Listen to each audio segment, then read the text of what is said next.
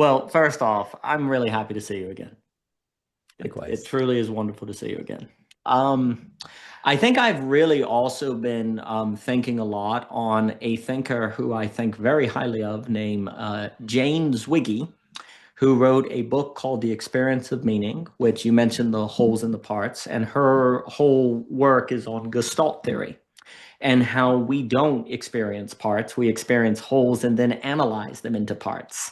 And how parts themselves are wholes. And really often when we talk about parts and wholes, we can be talking about, like when I think of Beethoven's Ninth, a potential whole if the parts in their wholeness can coordinate as parts. Like parts have to choose to be parts in Beethoven's Ninth, right? Like you choose to be part of something. You can play cello, but you're not going to necessarily be part of Beethoven's Ninth unless you choose to be playing the cello and to put yourself in the environment where you play.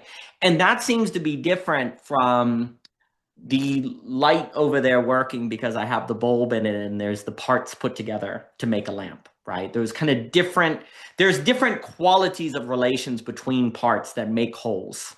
And a lot also that she points out, and I'll just throw it back to you, these are just opening thoughts, is she notes that when I hear row, row, row your boat, I recognize and go, oh, that's row, row, row your boat. I don't hear one note, then another note, then put them together in my mind and say, ah, it's row, row, row your boat, right? I don't add the parts together. I apprehend the music.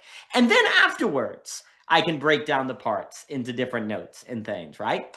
And the reason why that's very important is because similarly, I apprehend bookcase and then I look at the parts, right? I apprehend lamp and then I look at the parts. So you start with gestalts and then you analyze, then you calculate. And the reason why this is very, very important is because it means all talk about parts have to be from a whole that returns to a whole in service of a whole, right? As opposed to breaking it apart and leaving it apart. But then what's just very interesting is perhaps, and this is what I kind of think about, perhaps every ontology, I'll just say like animal, plant, humans, are defined in their uniqueness from one another by how the question of wholes and parts uniquely relates to them.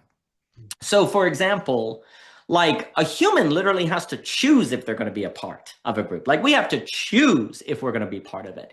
But, an animal, if it kind of has to or it dies, like some animals, right? Like in packs, right? Or it just is part of its environment. It's just kind of there, right? But we have this unique ability to basically decide what we're going to be part of. And for good and for bad, because we can separate and never have roots and then we die, right? But there seems to be like every ontology, and I'm not saying this is necessarily the case, it's something I've been thinking about, is perhaps the difference between rocks, animals, plants, humans, angels, God, is precisely that there is a difference in the question of how parts and wholes relate. And that actually kind of marks each level. How the last thing I've been thinking about is how in the world to clear a parking lot frozen in ice at a wedding venue for 2 weeks because the temperature won't get above freezing.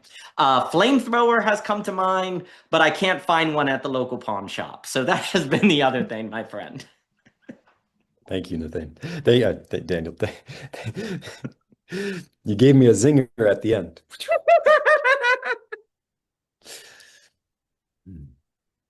What you say makes good sense to me, and it clarifies or reinforces, I do not know which, in my mind, how the gate to the door of the mansion is epistemology, and the door is ontology. If we're going to come into the dining room, we have to enter the mansion, which precipitates the door. But what precipitates the door is entering this walled off, artificial, manicured land that bespeaks of someone's taste.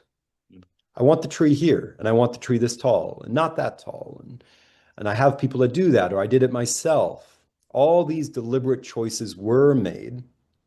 And as you're walking along the cobblestone or dirt path to that front door, which will come before the dining room table, you will see it. In passing, or if you pause and deliberately choose to gaze, and you're drawing inferences of who are these people? I'm so lucky to be here. Wow, I can't wait to go inside. I wonder what the chair will feel like. What shall I eat? But none of those inferences can be drawn in this path to the front door of ontology until we go through the gate of epistemology. Because until we know that we pass through a gate into an artificial landscape that bespeaks of a character and deliberate choices on the way to what they have prepared for us, the gate has to open, as it were, on its own accord.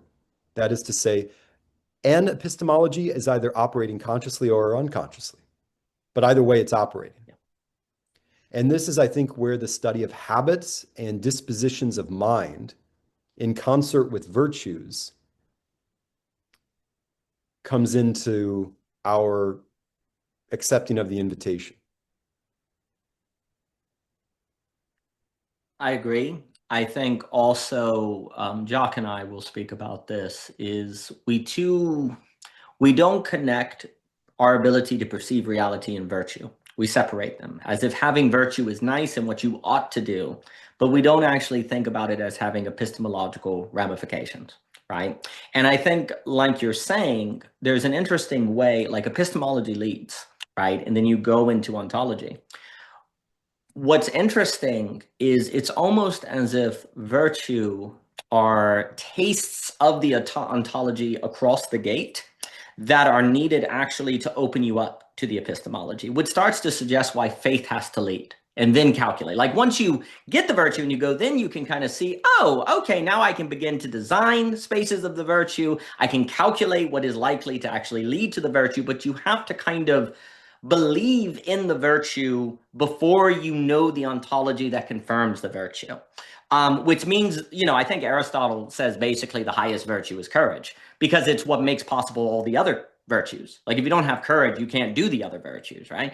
Like you're not going to be honest if you're afraid, because so you'll lie to not face the consequences or whatever, et cetera, right? So it's interesting to think that having courage or not determines the kind of epistemology you'll have, because it will determine the virtues you have that give you capacities for perception and experience that will make certain epistemologies tenable to you or not, right?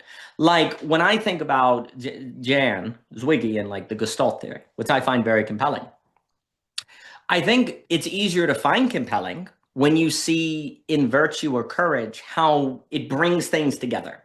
Like honesty holds a family together. When you're lying, even if the family is all sitting together, if they feel apart, because I could be found out, right? Like someone could catch me, right?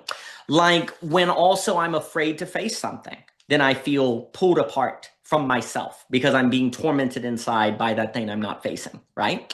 But when you develop courage and virtue, it just seems like reality is together. It feels like there's a mutual interwoven coordination that occurs. So then it becomes plausible that thinking about things as wholes, epistemologically, is proper. And then when you do it, that walks you into an ontology of Gestalt, as opposed to a more atomistic ontology, right? So the virtue determines what mode of being, and ultimately an ontoepistemology, because I think you go through the gate and it sublates into an ontoepistemology, where then you see that beings afford ways of thinking.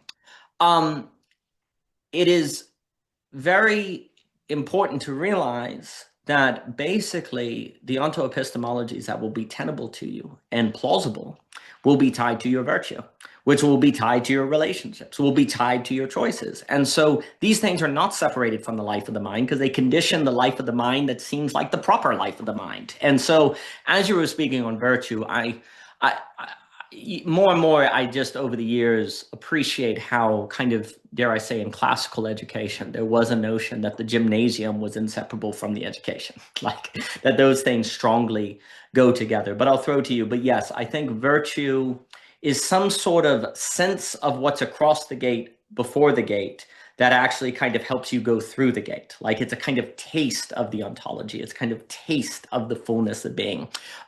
Because to have virtue is actually to have being. Like to lack virtue is to lack being. So those things come to mind. And thank you.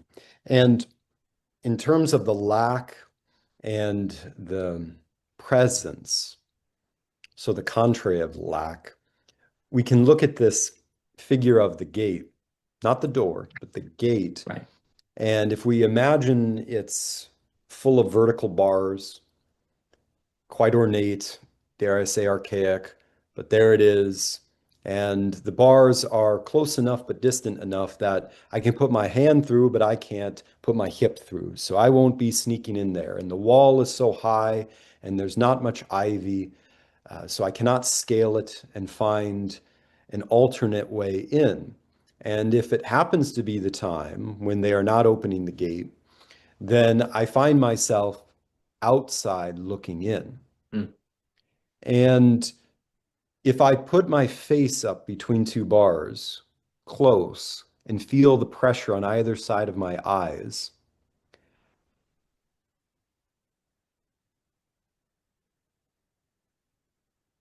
it is hard not to say that I am in prison.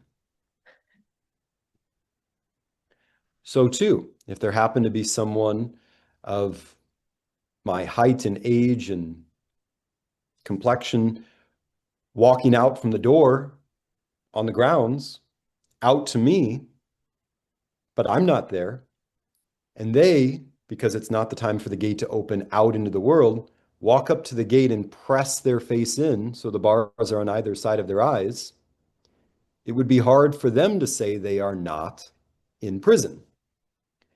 So either way, facing the grass greener on the other side or the grass greener on the other side, from your point of view, either way, there is a limit. So Kant becomes important. Even in virtue, a virtue knows bars on either side of its gaze, either side of its aim. It feels what it is up to its being, and then it has to note that it's not everything. Courage is not cowardice, no matter how gifted the poet is with his or her irony. So, if there is a limit on either side, Kant's the groundskeeper, and I think we should talk about him. Well, it's interesting. There is something about virtue as well that has to have a certain awareness that you can't go through the gate just when you want to. Like it has to open. And there's something about virtue that doesn't, like that understands if you press your face on the gate, it becomes a prison, right? And there's also a way in which in virtue, somehow you come to believe that actually it's good you don't control the gate, actually, that the gate is somehow for you, right? Like that it is actually for you in some way. Like perhaps part of it is the gate is closed until you've, not only learned the virtues, but practice them and own them. And if the gate opened any time before that, you would not be put in a place to be motivated to develop those virtues. And whatever ontology you stepped into, you wouldn't fully appreciate or fully participate in or fully understand, right? So there's some way where also in virtue, you come to understand the gate is good. Like the gate is good. And if you don't think that, then the gate is cutting you off or prison, and kind of the same thing ultimately, right? Because you're imprisoned on the other side.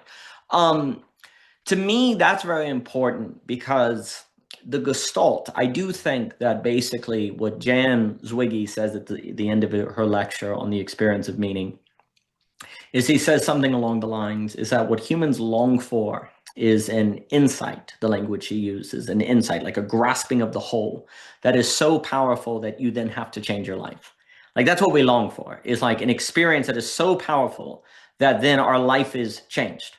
and that we long for a life in which we have multiple of these experiences, an ever ascent and ever sort of climb that actually is our markers. And I do think there is something about mysticism that marks points of virtue that are then setting a new ground for new development, new ground development. Because I would say that there's virtues of the individual, but then there's also virtues that develop in a relationship like a marriage. Then there are actually unique, even if they're the same virtues, what courage looks like as an individual is different from what it looks like in a marriage, that's different than what it looks like in a church. And actually, I think that you have to learn all the different levels, like what courage looks like in I don't know, a political office or as a business is different than what it looks like if you're alone in a jungle, right? Like there's different manifestations, same courage, but it has different looks. And you need to learn all of those different ways it can look in those different circumstances.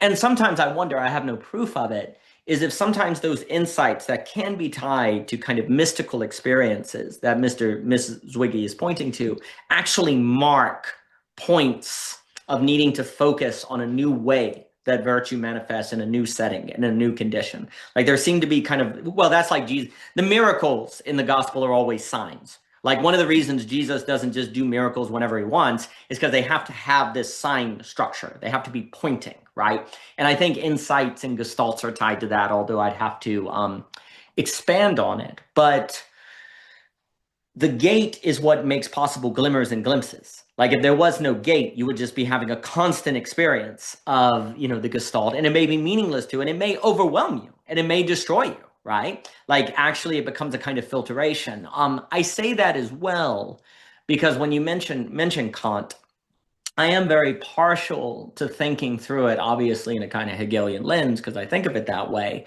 which is that the noumenal, the limit is actually for us. Like the limit is something that is there precisely so that we can learn of it and actually advance and then have a new limit and a new limit and a new limit. And the gate actually marks the challenge that without it, we wouldn't rise to the occasion, right? So, the way in the phenomenology that Hegel describes it is, consciousness encounters its limit, and then it becomes self-consciousness because it becomes aware of itself. Then self-consciousness encounters its limit because it can't think, like, I cannot experience what's going on in your head right now in my head. Your consciousness is cut off from me. So self-consciousness encounters a limit and it moves into reason. And I move into reason because self-consciousness can't access everything, right? And so in reason, I try through abstract knowledge to say grasp principles that make otherness intelligible to me in a manner that I can relate to. And then as I do that, I develop spirit and religion, but each one of these is marked by an encounter of limit. And without the limit, you would never bother to develop reason or bother to develop spirit or bother to develop like religion. And so the limit is an encouragement. The limit actually encourages you to think things and do things that you otherwise would never do, right? That you would never actually work toward. And so in that way, I think the gate as a limit, like there's a real suggestion that the ontology on the other side of the gate requires the gate to even be there. Like that it actually needs the epistemology because the epistemology is actually inseparable from the kind of being that can participate in that kind of epistemology. And basically somehow the gate and the limit afford the determination that makes the ontology itself that actually requires that limitation. And here, basically, I guess the first thing that comes to mind, and I'll throw it to you, is there's something about being finite that makes us capable of participating in creation that if we weren't finite, we couldn't participate in. And that finitude is that unique opportunity for that participation that is realized to the degree virtue is developed, because that determines to the degree we can perceive and apprehend the world of creation around us so we can better see our fittedness in it and work and develop ourselves in it in a kind of feedback loop, right? So the limit, what's very interesting, I think, God uses limits to invite greater creation. Like the limit is for greater participation. It is for us somehow. And I think that, like, realizing that limits are grace, and I'll throw it to you, like that grace is a limit. Like, limit is a grace. That limit affords us something, doesn't just keep us out of something. It makes something possible, not just keep something from being realized. And then I think thinking about limit that way and truly believing it is something that virtue makes possible. Like, it's really hard to, I could say all that, like I can say all of that, but it's really hard to believe it and truly live it unless one develops the virtue by which they can see it enacted and actually taste it, taste how that limit is actually for them. But I'll throw it to you. Well said. And I agree with you. Hegel takes Kant in a direction that in sprucing up the pines, or in cutting around Edward Scissorhands style, the grounds, you feel and can think human history as well in the act, because it is even the movement of a snail is a movement towards the absolute, Right. And so subsumes in its humble trail all that preceded. And it makes the bringing of pen to paper a momentous task. Yeah. And I think it was the fertile ground for, say, Freud in his development of the unconscious, or Jung's collective unconscious. Those to me seem to be different geographical dams holding back the same, or presupposing the same amount of force behind them of cataclysm, if that stuff wasn't bounded. Yep. Yep. It just so happens that in finite bounded formulations, the pen is a nice container for everything that came cognitively, physically. But it's also a hard pill to swallow. Sure. And I suppose that's why it has the beneficial side of the coin of being a never-ending task, in theory. Didn't Hegel say somewhere that he would want to sit down and rewrite the phenomenology of spirit again and again, and it wouldn't be the same because it's a different, even with the same categories, it would be riddled with different discoveries. Right. But since a virtue finds us in media res, in the middle of things, it situates us equidistant from the origin and the purpose, or telos, or end. And in that place, equidistant from being able to find enough evidence as to where my courage on the spot came from, or humility someday, I'm stuck with it. And that's a split, because you find yourself stuck with something that has become for you now a reflected object. And then your task is to puzzle it back in, or justify more distance from. And it could have a perverse consequence of adding more virtue to the virtue by putting so many virtues in that space to push you away from it. I don't want to be courageous. I want to be humble. But in order to acquire humility, I need to find meekness. I need to find patience. And oddly, because I didn't want to fight the bear, in acquiring patience, I run from fewer and fewer things, even if I never find myself in a forest and a bear is growling. So there tend to be a conspiracy of virtues. They whisper to each other, right? They camouflage in each other. It comes to the question of the relation between the parts and the whole. If the virtues are many, they must be one. Because when we talk about them, we're analyzing them. And if we believe that we've ever seen one, we've seen them all. because they are, well, what are they? What is a virtue? But before we go there, the one thing I wanted to say was,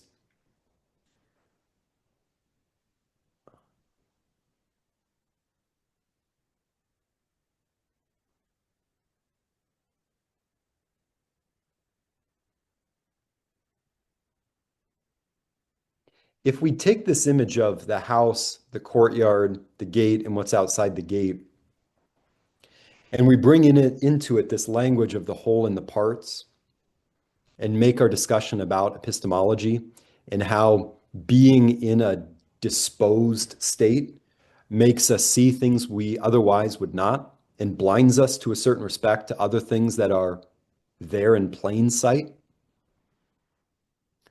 And how even in that limitation, bars on either side of our eyes that we can feel impressed on us and ourselves impressing upon, we cannot imagine it any other way. I don't have a virtue in me that allows me to feel any certain way about the unlimited. For example, I can imagine being caught under snow, stuck. Not because I've been under snow stuck, but I've been pressed upon in other ways from other things. But to be without any joint or reaching, the best I can do is start with the reaching and throw in what I think I'm doing, which is to say negating. Two images, and then I'll give the baton back to you. In the Bible, you have this parable of the Lord. A man wants to build a tower. Let's say that man's outside the gate. Then you have Abraham. God at one moment says to Abraham, before he says to him, he leads him out of the house. So you can guess on which side of the gate I'm putting Abraham. He leads him out of the house and tells him to look up to the stars and count them if he can. So there are two different personalities, maybe virtues, types, but they're both asked to offer an insight.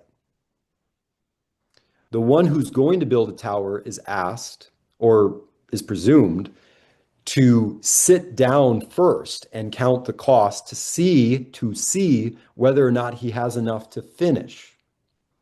And what is interesting about that to me is, if we want to work with parts and wholes and how the whole starts first, a tower is a vertical thing from top to bottom or bottom to top, however, whatever direction. A human being upright fits that formula. A human being is a tower. The one who would build a tower is asked to sit down and calculate. I don't think that's an accidental detail. I think it's part of the design of this particular whole vision. So if I'm going to build a tower, presumably taller than myself, from the resources at hand, I should first lower myself from a standing tower position by sitting, and sitting in some part performance persona theater way is displaying contemplation or rational inquiry, where I sit down and bunch together myself, concentrate to see. I become, as Emerson said, the eye, right? The eyeball. I become the eye, and I see all these parts before me, and I see one of two things.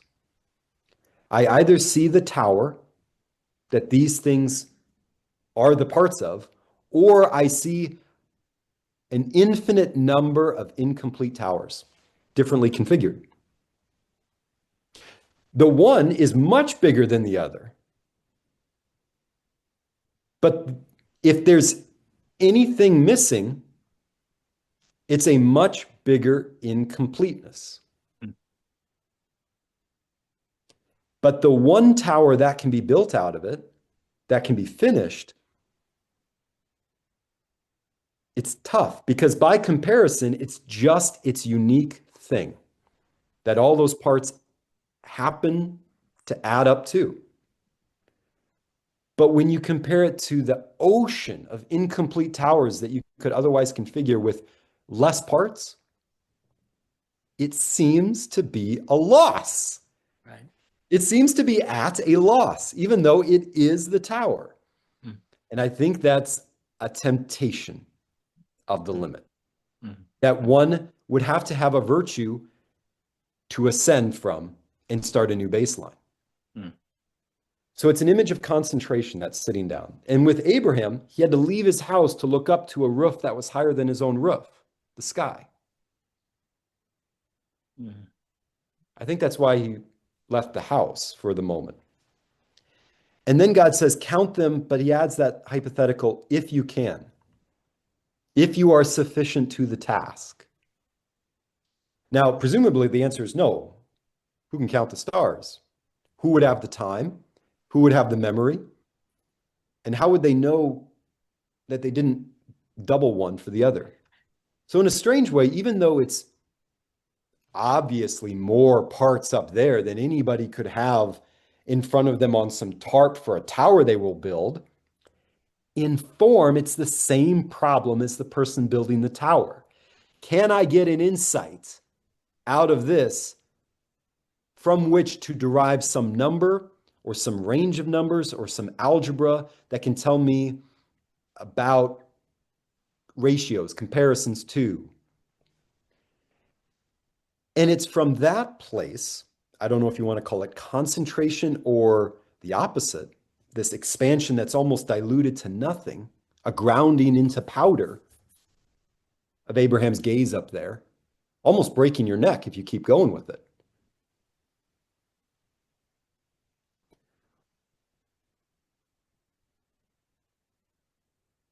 From there, he said, so shall your descendants be. Abraham didn't calculate, or if he did, we don't know what his result was. But it says he believed God, and it was accounted to him as righteousness.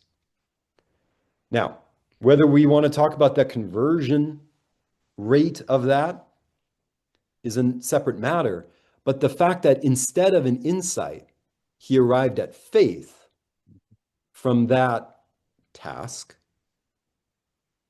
whereas the one building the tower doesn't seem to be in the position to arrive at faith, but he would still arrive at an insight, although it would be binary, yes or no.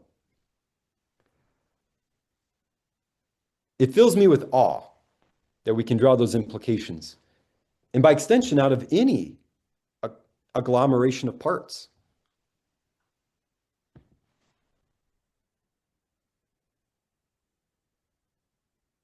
It's very interesting. So there's a few things. So it's very interesting on the suggestion that you can have just this massive number of incomplete towers if you just don't, if you don't kind of have the vision or see, or you're not able to calculate, or if you will, the whole, right? And how it would seem to be a loss, but then it's interesting because it's a kind of loss of a loss if you actually complete the thing, because each one of those incomplete towers would be a kind of testament to the failure to build the tower, right? So if you don't make all the infinite incomplete towers, you lose, there's a loss of the loss, right? And obviously I'm alluding to a kind of a negation of the negation in Hegel, which is the, is the thing. Like a thing is the negation of its negation. And that's just very interesting because that is, for Hegel, a moment where you say, oh, I'm limited. That's a negation, quote unquote, you're limited. But you say, but actually because of that limit, I am. Oh, the negation of the negation makes a substance, right? You stop seeing the limit as something that's negating you, but instead it constitutes you, right? And so there's something as well where when in the tower being completed, there's a certain sort of negation of all of the infinite incomplete towers, a negation of the negation that makes the whole. that makes that thing what it is.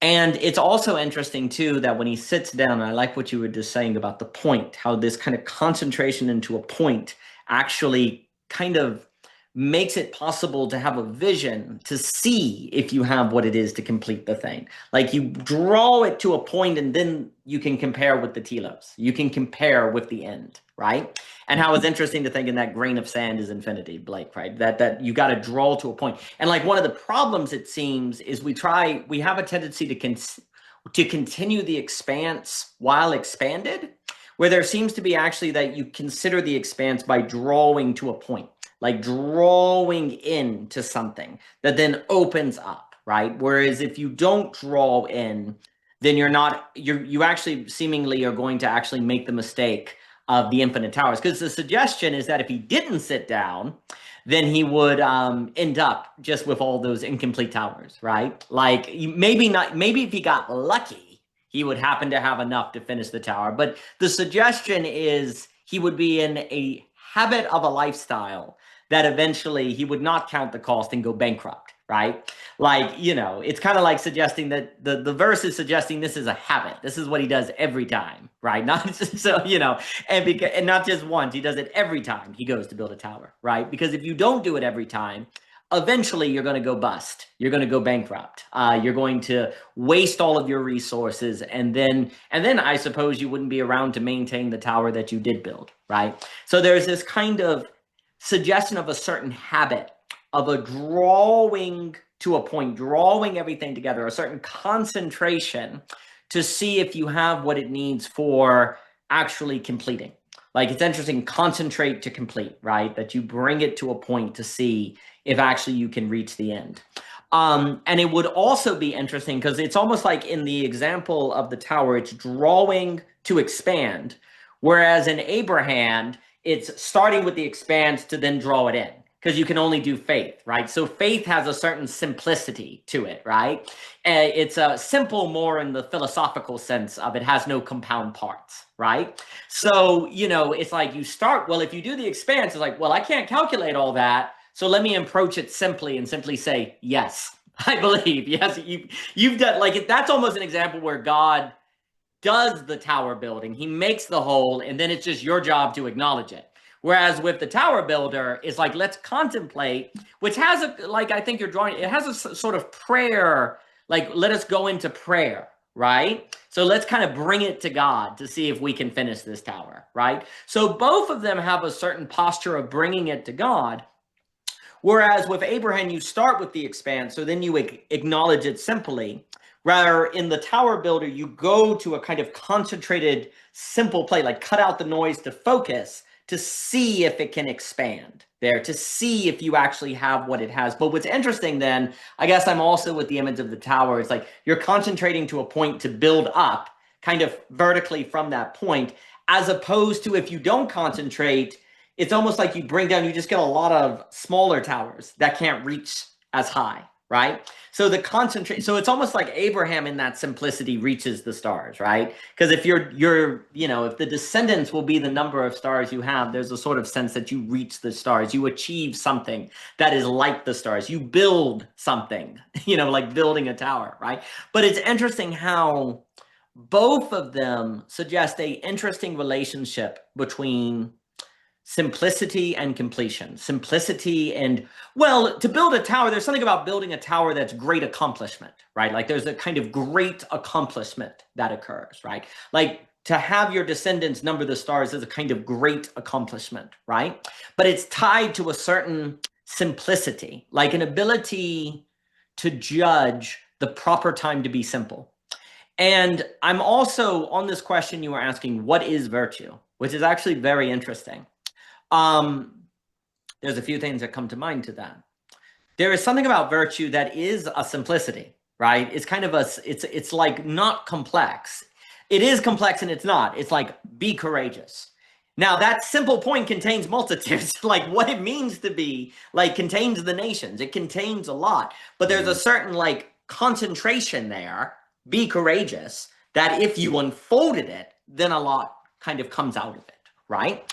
And so there's an interesting relation between concentration and expansion, and how it seems to be that whenever God presents something expansive, you need to meet it with a certain simplicity, meet it with a certain concentration. And if you don't do that, you end up with a negation, not a negation of the negation. Because when you see the stars, that can feel like a negation. It's like, oh my gosh, I'll never be able to count those.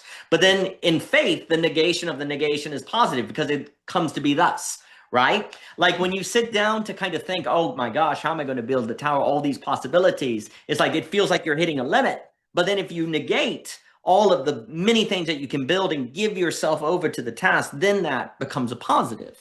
And so there's something about virtue, and I guess I'm also thinking about the negation of the negation, because virtue also tends to be resisting this thing that pulls you, right? Like, you want to be afraid. Courage, courage is something that is like resisting something like you. So virtue is a kind of limit. Like you're limiting your base nature to be afraid. You're self-imposing a limitation on yourself, right?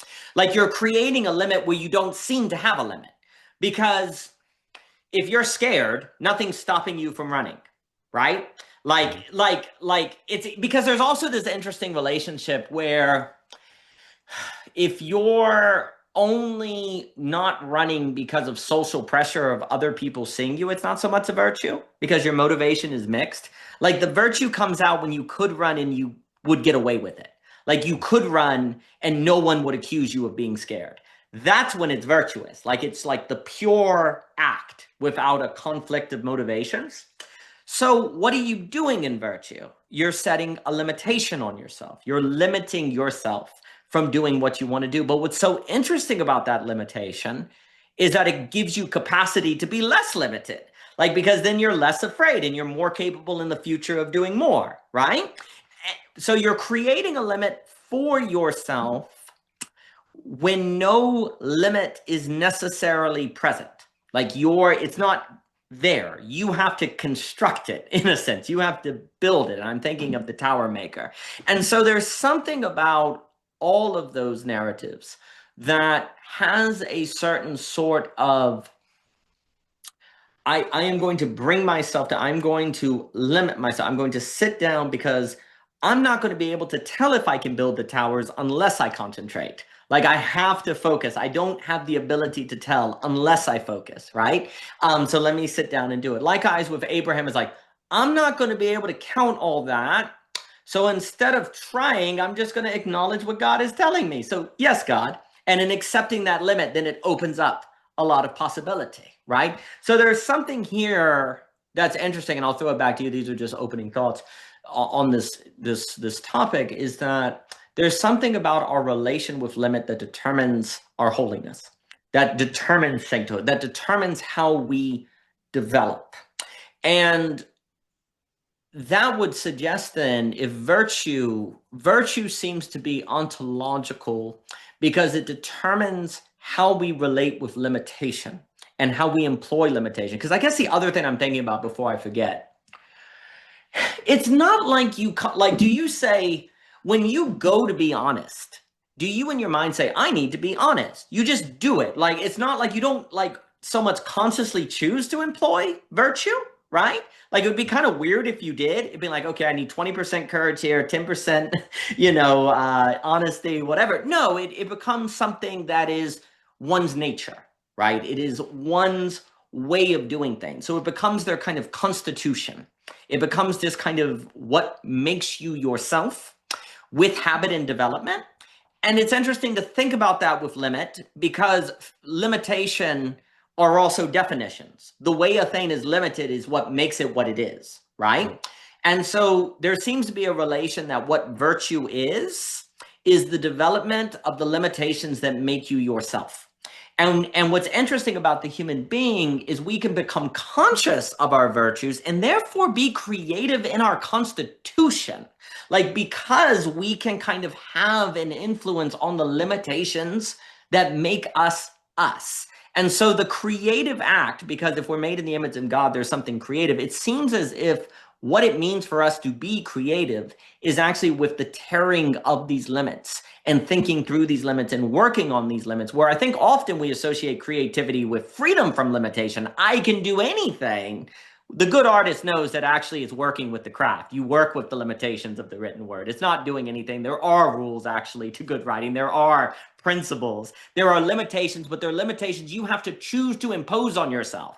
Because when you sit to write the story, no one's going to force you to follow the principles of good craftsmanship. You simply have a dedication to them because you want to be a good craftsman. Like, so it goes with wanting to be a full human being. You give yourself over to the limitations of virtue. Likewise, wanting to be a great builder of the tower, you're going to sit down, concentrate, and see if you have what it is. Likewise, wanting to be, well, a good father of the nations, you're going to say, yes, Lord, when he tells you that your descendants will number the stars. So there's something about virtue, limitation, creativity that is participation in well, the fullness of the creative order that's given to us. But I'll throw it back to you.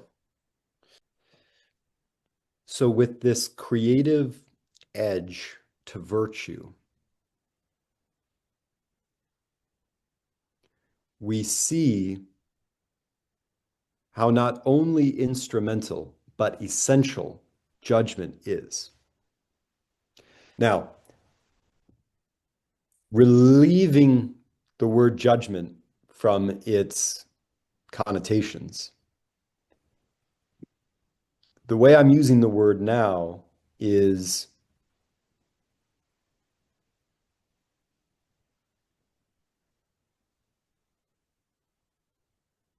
a deliberate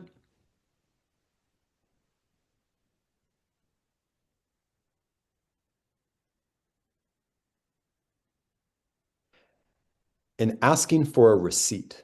Boom, there it is. You're at the grocery store.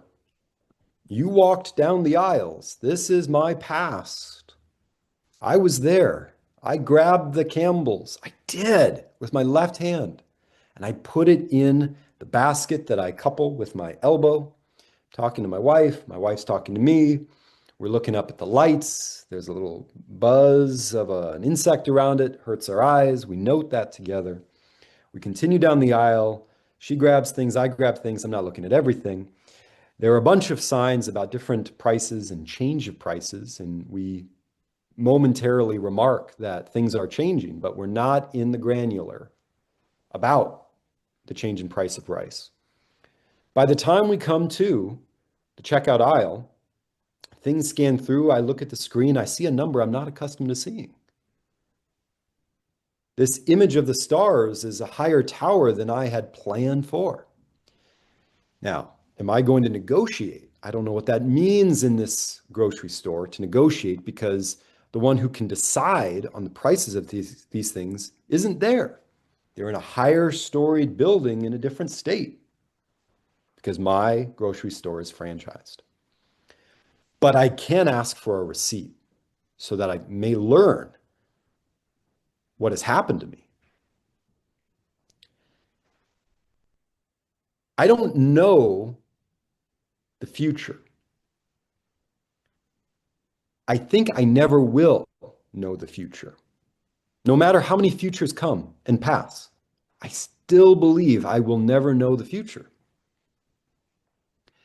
So I have a quasi-insight about what's around the corner, always. And it's slightly maddening because it's so fungibly plausible that I build my life around it. This known unknown future that I constantly throw myself into, and my family members around me. We all go into it together. We've made commitments, right? We've signed bottom lines to apartments, blah, blah, blah. We go into grocery stores and buy things. We eat food.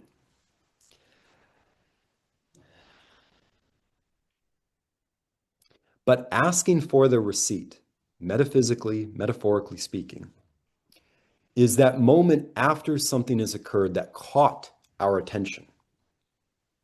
And to your point, what catches our attention, I used to think, was a part. That's a number that is different. But I'm not seeing a number that is different on the screen. What I'm seeing is a number that represents what now all the food items that I might be able to afford mean? That number on the screen and all these things under my nose in paper plastic bags, they are one and the same to me. First, that's what that number means. This. And now these things have become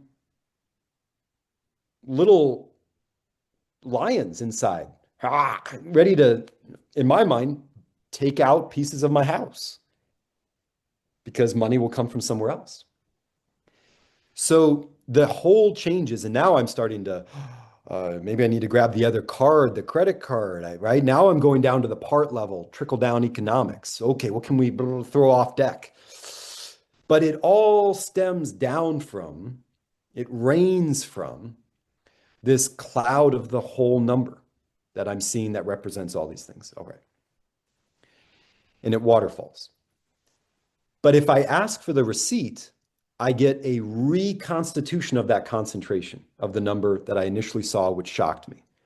Namely, I'm given this list, which puts this whole now in a different context. I'm now looking at them as each with their own number that adds up to this totality that before was making little tigers inside the bags jump out and yell at me. Instead, now it's, well, that number wasn't so bad. That one number wasn't so bad. That one was, yeah, a little bit more. That one wasn't so bad. That was a lot more. That one wasn't so bad. That was a little bit more. And it's felling a tree by multiple swipes, different days, blah, blah, blah, different workers, different axes. And so my relation to the parts are different, even though the parts haven't changed. Right. The presentation of the number add one side of my limit in this thing I don't understand called time, which has a future and a past equidistant from both, is me with some assemblage of virtue. But when I get the receipt, I'm in a different present, in a future I didn't know that now is present, with a future to look forward to that I don't know, looking back on that present, so to speak, with a different view of the parts. If we do that one or two times with any virtue or any experience, we learn that we can see the parts differently. They are not come ready-made. They are not delivered ready-made, even though the whole seems to be far less amenable to change. The number is still the number with all those little or smaller numbers added up, but by seeing the smaller numbers next to each one of the items, the lions went away and they're rabbits. And I'll say to myself, well, they'll always proliferate the cost of olive oil. And so I'm looking at it differently. My language changes. I'm in a lighter mood. I might even make a joke about it. And the conclusions I draw will be different, even slightly different. If someone learns from asking for a receipt that maybe in the future, which I never will understand, I might have an opportunity to stop before I walk down the aisles and deliberately buy, knowing there'll be some version of that number down the road. I am in a different position than I was before anything new happens. And this track, even though the electrodynamics are the same, the thermonuclear forces are the same, hydrogen weighs just as much as it weighed back then when I was stunned by the number, but I am different. And that deliberation before I have to ask for a receipt, I think is what Genesis 1 is pointing us to. What I mean by that is God makes things so easily, word of his mouth. Then he takes, I'm going to say, this is my language here, takes the time. I mean, God is God, he doesn't have to take time. But Matt and Allison, in looking at that and looking up to that from Abraham, up at that huge ceiling that is the firmament, to which I'm the child. I'm not the man of the house of the father. That's in a different roof, different scale. Looking up at that amazing chapter 1, he says it is, he looks at it, sees that it is good, the judgment, and then gives it a name, and then sometimes does a little bit more to it, separates it out. When we're asked to name the animals in chapter 2, I think there is a image following suit. There's an image following after there. The animal comes, whoa, there it is. But I am afforded somehow this pause, this break, this glance in a glance to be deliberate about how I'm going to appreciate this thing in front of me. And I don't think a clock can capture that, because it's part of us being the image of God in the world, where we are maintained as finite things that have to concentrate. But if we lose sight of that, and it's strange that we have to, as it were, keep our sight on it, if we lose sight of that, then we are driven and roiling about and waved against a shore of this is happening, I'm stimulated by that, I don't want that, I want this, and blah, blah, blah. Something, I don't know, somebody get me out of it. Or maybe if I raise my voice, it will stop. And then people come around and say, well, if you just work on this, or if you just work on that, then it will help these other things. But it's still the same problem of not finding that break. I found a breaking point, but I haven't found the break. And how do I learn that, one? And then two, if that's something valuable to learn, how can it be taught and not confused with something else? No, that's excellent. It's interesting as well, because I think what is being suggested is the long, mysterious relationship between memory and virtue and perception, where, you know, for Augustine, basically, memory is where you find God. Obviously, Plato, Meno, as we've spoken before, where there's a certain sort of almost, it's interesting as well, because if there's a sense in which you have to go through the experience of buying all the things and having the shock of the lions and being like, oh my gosh, precisely to get a receipt that can change your actions in the future, there's a way in which we do take up our cross just by being human beings, because you're necessarily going to go through those mistakes, right? But if you remember your cross and the joy set before you, then it can actually kind of change your behavior in the future as well, right? And it can lead to a certain pause. And perhaps the problem is, like, we're going to make, you know, I almost want to say, like, because you're finite, you're going to encounter limit, meaning you weren't able to predict how much money it would all add up. You weren't able to think of all of that. And you just find yourself encountering it, right? You find yourself hitting a limitation of your ability to guess how all of these things are going to add up before you see it. And then you're one, encountering simultaneously the shock of the price, the shock of your inability to keep up with the price, your inability to calculate all hits at once.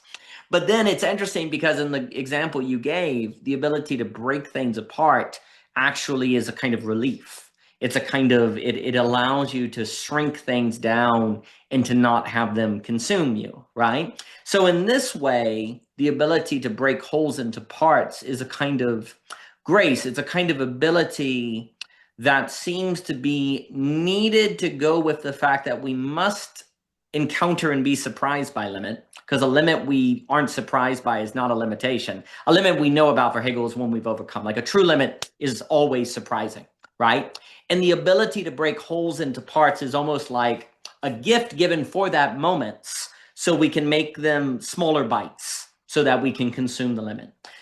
The mistake is when we use that ability to break wholes into parts to make them manageable, and we make an ontology out of the parts and treat them as reality. That's the mistake. Like, this ability to break wholes into parts is supposed to be a kind of grace, a kind of epistemological, to make things manageable, to tell if we can build the tower, or, oh my gosh, the tower is not what we want. We'll take it back apart and put it back up. Hold on now. Like, you know, because it's almost like when you sit down to build the tower and you can also have an image there where you're counting up the parts and you go, oh, that ain't right, that ain't right, that ain't right. Well, wait, hold on, break it apart. Let's redo it again. Let's do it. Oh, okay. Like, it's an ability to kind of rethink it until you can count it up properly, right? And so that ability to break wholes into parts is, again, for our sake to handle the whole, not to get rid of the whole, but to handle the whole, right? So if you make that, because it's almost like I have this example, like what you're saying, you see the number at the grocery store and you break it down and, they go from roaring lions into bunny rabbits, which my daughter would love. So, they're these cute rabbits, but that's not to pretend like the whole didn't exist, but to change your relationship to it. The mistake when we ontologize parts and make them realities is that we're dealing with the problem of the whole by making it vanish. We're making it go away, right? So actually, we haven't developed any virtue in that, because there's a kind of virtue in slowing down, breaking the whole into little parts, looking them in the right proportion, and then not worrying about it. That's like a virtuous behavior, right? Because there's a calming down. You could get angry, you could blow up, right? But you're not. You're using the breaking the whole into part, and there's a virtue in that, right? But if theoretically you were to break the numbers into wholes and say, and therefore I don't owe that much money because, the whole does not exist, then that would be very, very problematic, right? And I suppose the modern world has been making that mistake. Like we've been breaking down wholes into parts to pretend like the wholes don't exist. And that's led to various pathologies. But there's what you're suggesting is that actually God giving us the ability to break wholes into parts is actually a gift. It's a grace for when we are, for those moments when we necessarily encounter limits that surprise us. Those are the opportunity to use the ability to break wholes into parts, because the limit will come as a whole. It will have a wholeness to it that you break into parts so that you can handle it. Breaking wholes into parts is so that we can handle surprises and not be overwhelmed by them. So it's good that we have that ability, but in having that ability, because there's always a relation between epistemology and ontology, it becomes possible to make the mistake of treating the parts as more real than the wholes. And then we're in trouble, because then the virtues can't come together into a whole. They're all separated and fragmented. They never come together. And then it's not even, they're just personality traits. That's all. They're just, that's all they are anymore. Right. So I also am very taken as well by the pause, the pause that you're suggesting. More and more, I feel as if this is a giant claim. There is a certain sense in which the difference between life and death is a pause at the end of the day. Like the ability to pause seems to be huge. we were speaking at the net, and I was speaking to Michelle about how, and we've spoken about it before, the problem of algebra versus geometry, or, I talk about autonomous rationality. Well, a key kind of topological characteristic of autonomous rationality is smoothness. And by smoothness, it's like the bowling alley gutter we described, right? You find yourself carried along, right? It's like everyone talking now with AI. Well, if we don't do it, the Chinese will do it, and we have to do it. And sure, there's a 20% it gets us all killed, but, we don't have a choice. That sort of inability, there's a language there of an inability to stop, right? Like, even if we wanted to, we couldn't. Like, that the rationality, the game theory, the multipolar traps is kind of pulling us along, right? It's like Joseph K. in The Trial. I think Kafka novels are the same thing, this kind of pulling along, right?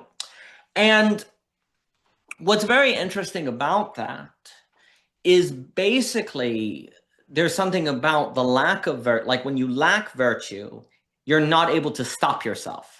And that actually this characteristic of the world being pulled along by an autonomous rationality has a certain flavor of a lack of virtue, because it can't stop itself. And what is that? That's the glutton. The glutton can't stop themselves. The luster can't stop themselves. Like, there's this, I can't stop it. The mistake we've made is not realizing that rationality can be a vice, and is a vice, and has the quality of vice when it cannot stop itself. But what's so interesting is, how do you stop yourself? You limit yourself. You set a limit. You set a barrier. You say, no, I'm not. Because when you're getting carried along, you feel fast and like you're going somewhere, and you feel what? Unlimited. Like nothing can stop you. But the irony is you're actually very limited, because you're just being pulled along by the logic of market, by the game theory and dynamics. But it feels like nothing can stop us, which is so odd, because that's the language of being unlimited. But you're actually incredibly limited, because nothing can stop you, including you. You can't stop you. Whereas pausing, that seems like you're limited because you stopped, actually is the great testament to agency and ability, because you can stop. You can stop yourself. And it looks like, oh my gosh, you stopped, you're not moving, you're not going anywhere, you're falling behind. But actually, that is a great testament to agency. And so in this way, going back to kind of like, if that is where the fullness of the human is, if you will, in that ability to kind of stop, to not just be carried along, if there's something about the fullness of the image and likeness of God that pulls in the naming of the animals to see, to kind of think about it and then name it, not just get carried, but to actually have it, then there's something about the gate that actually is a grace. It is what actually then makes you able to enter into the house. Like it is what makes you actually have the ontology on the other side of the gate, if you will. Like the gate is what gives you the ontology that once you go through the gate, you find across the gate, actually. And I'm thinking about that because virtue has this taste of what's across the gate, the house, the home on the other side of it. It's as if the gate not being there meant there would not be a home on the other side. It would just be a smooth, flat surface where you would slide across and get carried along. That the gate that stops you is why on the other side you can find a home, why on this other side you can find being. And that if the gate was not there, there would be no being, because there'd be no determination. There would be no definition, because limit creates definition and character, right? So the gate that seems to be keeping you out of being, if you will, is precisely what makes it possible for there to be being on the other side of that gate. But you only are going to condition reality to make such the case to the degree you accept the pause that the gate forces you, that you see the pause and the waiting as actually necessary. But I'll throw it to you, but that notion of the smoothness that carries you along, I think basically that smoothness defines the modern world. This inability to stop, that you just get pulled along. And once you get the receipt, I'm also thinking about where it kind of, hey, remember that time I got pulled along? Remember how that kind of happened, right? How that occurred? That actually can be the reminder of the need to pause and to slow down, or to rethink and to reconstitute things and reframe things. But I'll stop there and throw it back to you, Matthew. If there was a deliberate pause before every animal that was named, then every animal came out of a different deliberate pause. And that different deliberate pause for each different animal is, as it were, part of the complexion of that animal. Yes. So one animal did not just simply spin out of the whirligig of, I'm onto something. Yeah, a pen is like a sword, and a sword is like a satellite around the earth, and the satellite around the earth is the black hole. So the tip of my pen is a black hole. I mean, I'm lost. But if the theory of the black hole has a pause, which is not the pause of what would make a pen work, right, then I find in the two things, to use an Aristotelian word, the two things in their hylomorphic, or in the two things according to their hylomorphic, highly matter, morphe shape, the two things in their different shape had a different shape of pause to them. Yes. Which, as it were, gave them birth, because the conception was in a pause. Yes. Now, that pause, which had the conception,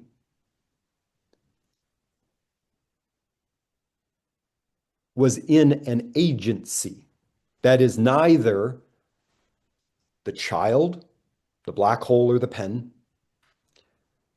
nor is it the pause,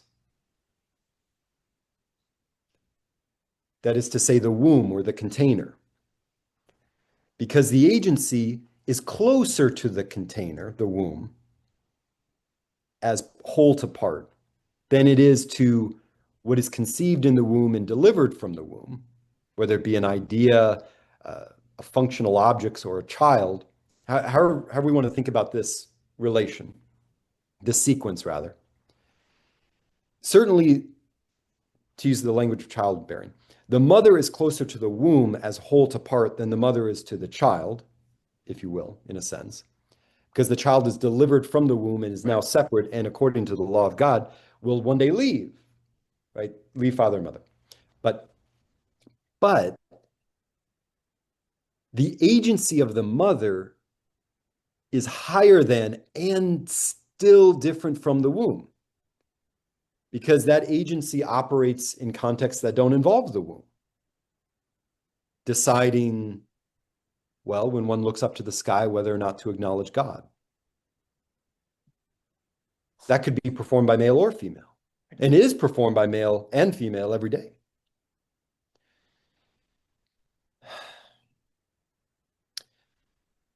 But I'm saying all this from the chapter 2 in Genesis where Adam names the animals. All these animals are paired with a deliberate pause, as it were their shadow of, as if they walked out of that shadow of pause, which is their name of Adam. And they can walk away from Adam now with their name, but they're marked by that oversight. Just as a child looking at its mother knows, I came from you, Mom, but also I didn't just come from the womb. I came from your agency in a certain respect. And I came from an agency beyond your agency, which is, we've learned to say, is God. What do I mean by that? So if we take this language of a pause being with a thing that is marked off from other things, and that pause is somehow essential to its being marked off from other things, then we can see this at a higher level, at a roof above our own roof, I think, analogously to the Sabbath rest. Because God stopped making when he had no reason to. From my vantage point, I mean, I don't know when God should stop. I'm not going to tell him when to stop. What if I miss something? I don't want to miss out on whatever God has in store.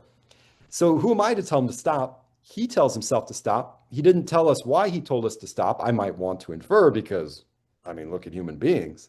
But can I say that? I don't know if I can say that. I think I'm allowed to by we're in the image of God, but I have to take extra steps that aren't necessarily there. Right. But what I'm told is he stopped. He set apart a day. It's holy. And it's the Sabbath rest where God did no more work. Now, that pause does make me look at God and say, wow, you do all things well. It also allows me, because I can't even now think beyond that. If God never stopped, I could say, well, bowling ball down an infinite. I could speak like a modern physicist. Yes. Oh, this infinite, a vacuum state of inertialess, point space, vectored. I might be tempted to be such a metaphysician. But God doesn't let me do that. He shows me that he will stop too, which now makes him even more other, because wow, he chose to do that. That's personal, not impersonal. There's nothing behind that except, well, I don't know.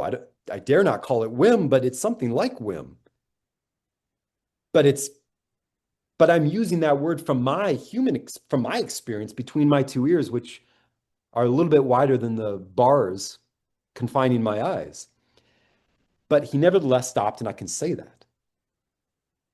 And as a Christian, I'm encouraged to go by the law, right? I'm encouraged to repeat Moses. I'm encouraged to repeat the Lord, who repeated Moses but went beyond him because he's second person of the Trinity. But I'm encouraged to talk this way. So he stopped. It makes him even more real to me, but also far more familiar, dare I say, because I take breaks. I take breaks all the time. I'll take breaks when I shouldn't. And I'll take time to justify my breaks. I'll even fill up my breaks with justifications for my breaks. And then afterwards, I say to myself, when have I had time to rest? I've had all this time to rest. And I've been telling people why I should rest while I was resting, so I never rested. So it becomes a problem for me. So in and out, negation of a negation, I am aware of resting. So it's familiar to me, but it also is in that perfection of God, which is, I know I don't rest like God rests. I would like to learn more, God, about your rest, so I can plateau up higher in rests from where I'm resting now. So I could even spend my whole life talking about different degrees of rest because God has revealed to me his perfect rest. And I can compare it to my own lackadaisical, low-grade rest, low-hanging fruit rest. Or I could go the other side and talk about all the ways in which he designs things and all the ways in which I settle for designs. The book can go there. It doesn't have to be at a perfect place. Either way, I'm stuck and I'm emboldened and I'm freed to learn, which is a personal act in this first two chapters of Genesis. Whereas if it was just atomistic reduction, there is no place for learning. What would learn? So probably because there's no personal communion with an atom.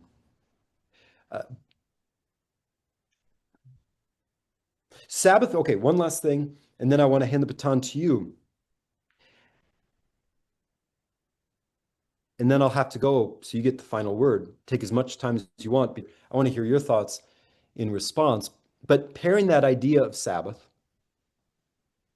which I can get wrong,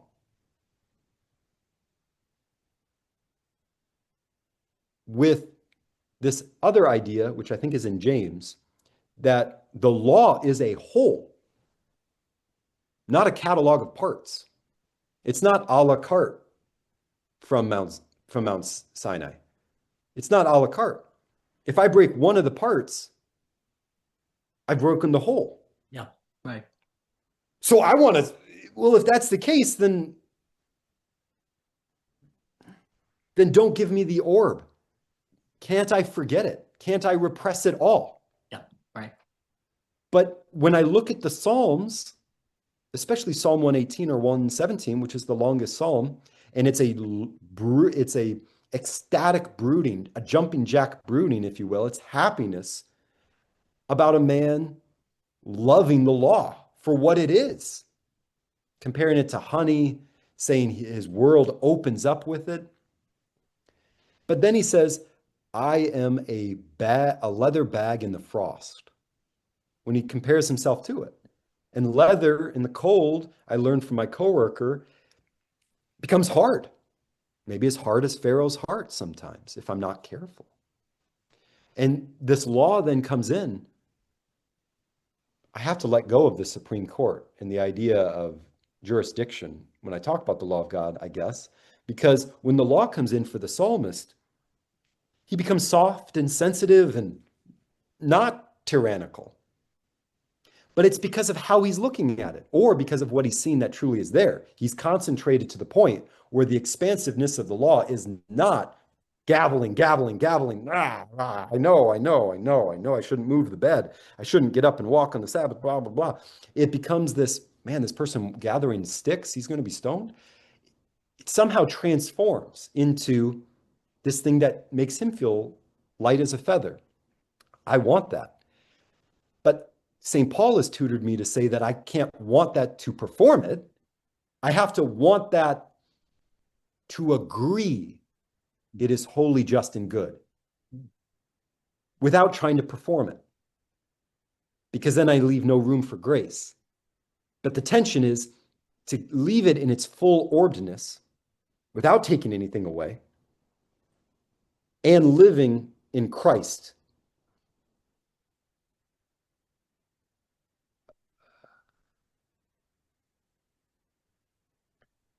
And where it blows someone's mind who, well, I know I get the Sabbath wrong, but I don't want to get it wrong. So let me figure out a number of ways to talk about it and define it so that I may not get it wrong.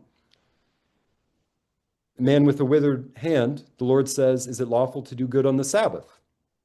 Which of you, if his sheep falls into a pit, will not go and grab him and pull him out on the Sabbath? Doing some work, saving something, not letting the grass, as it were, lie there inert anything happens. I'm not going to step in on the Sabbath. You do it. So to this man, he says to him, reach out your hand, as if the man was in the hole, just trying now to reach up. And then the Lord grabs him and pulls him out. And his hand grew on the Sabbath. So it only, in my mind, continues this dialectic of I'm not supposed to work and I am supposed to work, but virtue's involved because sometimes it's for the good and then it's lawful. And the law is this full-orbed thing I'm not supposed to take parts out of. And it's holy, just, and good, but I live by faith. Christ came so that I could die and live forever. And we can now get into the mysteries of the church, etc., which we won't because we can't in one sitting, as concentrated though as we want to be. But that Sabbath and the law is this totality that we can't break into pieces. That wholeness of the law and the simplicity of the Sabbath, which is beguiling if I want it to be beguiling, but not if I don't. That relationship, all yours. Magnificent. And it is absolutely wonderful to speak with you again, Matthew. I never know where the time has gone. So thank you. Thank you. Everything you're saying there is very important. So if I know that everyone in my community doesn't work on the Sabbath, then I can feel free from judgment to not work on the Sabbath. I also, if I know that everyone follows this law, there's a freedom because everyone is intelligible to me. We share something, so there's a kind of freedom. Also, I have direction, so I can feel loose because I know which way I can go and I don't have to worry if I'm going the wrong way because I have direction. So law creates freedom. It creates a kind of promised land because there's law creates a sense of how everyone in the community is promised to one another. So it has a kind of promised land to it. But here's the problem. If there's no pause, then law becomes a smoothness and it becomes tyrannical. So there's an introduction of law that then creates a freedom. And then it's very interesting because where does Jesus get in so much trouble? It's not just this, but the Sabbath, right? And what does he say? I'm the Lord of the Sabbath, right? I think connecting Sabbath and pause is a big deal. And I think basically there's a suggestion that the law forgot the Sabbath because it forgot Jesus, and Jesus has to come to give the pause to the law. Without the pause, it becomes a tyrannical smoothness that pulls everyone along. You need both, right? Because the problem with the law is it leaves out nuance. So let me get this straight. You're going to let your sheep die in the pit, right? Do you really think that God, because there's a way in which you can start to treat God as foolish, right? He created this law, and God, because of he's almost bound by his law to not do something that is obviously good, like healing the person or pulling the sheep out of the pit. And the moment that man then says, no, the sheep needs to die in the pit. No, you can't heal. Then that is when the law is using man, not man the law. That is when rationality is using us more than us it. That's when ideas are using us. That's when our systems use us more than this, without the pause, without the Sabbath. And we exist in a world without Sabbath. There is no pause. And so everything is just getting pulled along. And Israel was just being pulled along. And it creates a new tyranny, a new ruling class, a new people that find pride. And so Jesus, by simply that's why he's I'm not here to destroy the law. I'm not removing a single iota from the law. I'm adding a single pause to the law. And that pause reconstitutes and changes the entire meaning of the law, right? Just like the pause reconstitutes the whole, right? I think it is very interesting, too, what you were saying, because it's true that the kind of the scientific cause and effect determinism from the Big Bang is a language of there is no pause. It's all just one thing hits the next, and you can't stop it. It's all billiard balls hitting billiard balls, and kind of this simplistic scientific view of reality is a reality that has no pause. It has no gaps. Right? It's just being carried along. And it would make sense then that it feels like AI is carrying us along, that the market, everything is carrying us along, because the logic of the scientific worldview in a simplistic sense is this carried along, can't stop. The pause, like you're saying, changes what the thing is, right?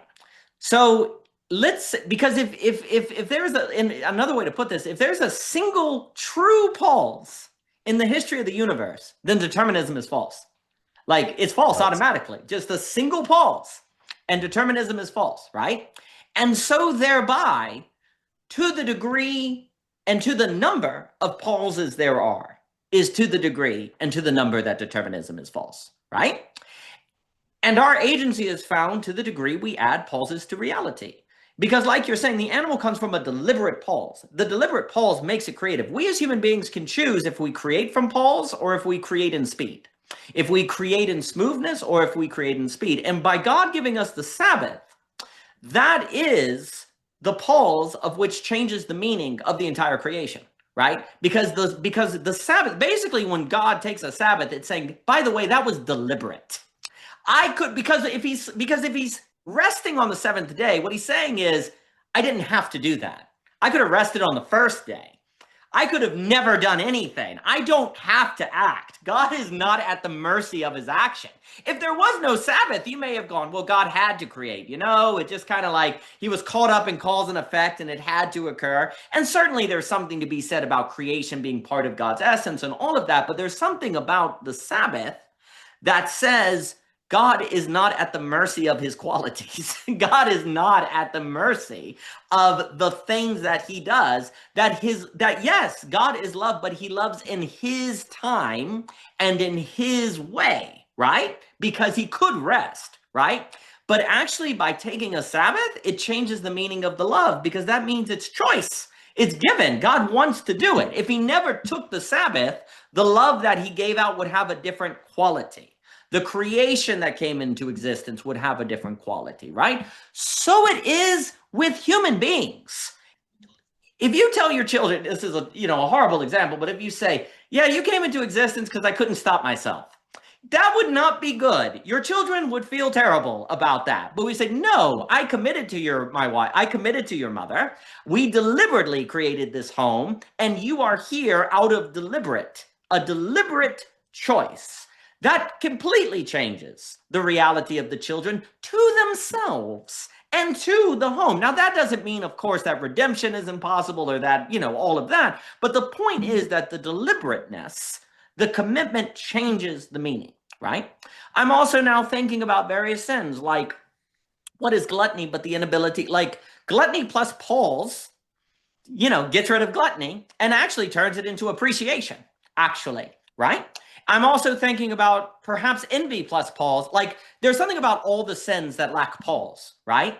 Like, if you learn to pause, you could turn envy potentially into magnanimity, love of great things, right? Not that you want to possess them, but because you love great things, but you're not envious of them. Pride that pauses can become confidence, or it can become the good sort of courage, right? That stands up, right? So lust plus pause can turn into love, right? Because you're able to stop and be deliberate. So there's something about every sin that has a certain, it can't be stopped. Like, it is smooth and it can't be stopped, right? And so the human is fully themselves in this sense in the Sabbath. And we can add Sabbath to everything all the time. And to the degree we do is to the degree that our lives then are participating in the original creation. And then also, then I suppose what's interesting, and then I'll draw it to a close. And again, it's wonderful to see you again, Matthew. There's something about, thank you. So there's something about that gate that is the Sabbath. Like, the issue is that the Sabbath is epistemologically consequential. And you could say that the modern world is epistemology without Sabbath. And that what we need is epistemology with Sabbath, that then actually make us able to pause in front of the gate to give it time to open. Because if I press my face into the bars, it doesn't open for my sake, because it would rip my face off or it would hurt me, right? So by precisely pausing, it actually makes possible the opening of the gate, of which then makes possible the being on the other side of it, to actually be somewhere that I want to be, that has texture, that has life, and not just this flat smoothness that carries me along. So the gate, in this sense, is the pause, the limit, the Sabbath, of which protects what's on the inside from autonomous rationality, that protects what's on the inside from the kind of gales of things that can't stop moving, right? Like a gate is interesting because if there's stuff heading that can't stop, it hits the gate and that stops it, right? Like we as human beings are constantly dealing with things that left to their own devices would be incapable of stopping. Rationality can't stop itself. Economics can't stop itself. Science can't, nothing, these things cannot stop themselves, but we can stop them by adding a pause, by adding a gate, by adding a limit, by adding a Sabbath. But we can only do that if we are not trained and habituated by those things that cannot stop to we ourselves prove incapable of stopping. And virtue seems to be where you're able in the midst of those temptations of habituation not to so be trained, so that you continue to be capable of limitation and pausing. And all of that then is to be like Christ, which is like the Lord of the Sabbath, like the Sabbath, to be able to add pauses to this world that can't stop itself, precisely then in that moment to prove that it has agency. Because if the world can pause once, then determinism is false. And so our work is tied to a constant reminder that determinism and forces that can't stop don't have the last say. And as I'm saying that, there's something about the inability to stop that's tied to a certain possession, like demonic possession, like it loses a certain control of things, right? So that logic of the inability to stop and possession seems to be what dominates where Sabbath is lacking. And part of our role, it would seem, in this world and in this creation is to be sources of the pause that then change the meaning of the whole, that then changes the constitution of the parts on in a harmony. Music without pause would be very painful to the ears. So the pauses and the spaces are what make the melody possible. But Matthew, Allison, it is very good to see you, sir.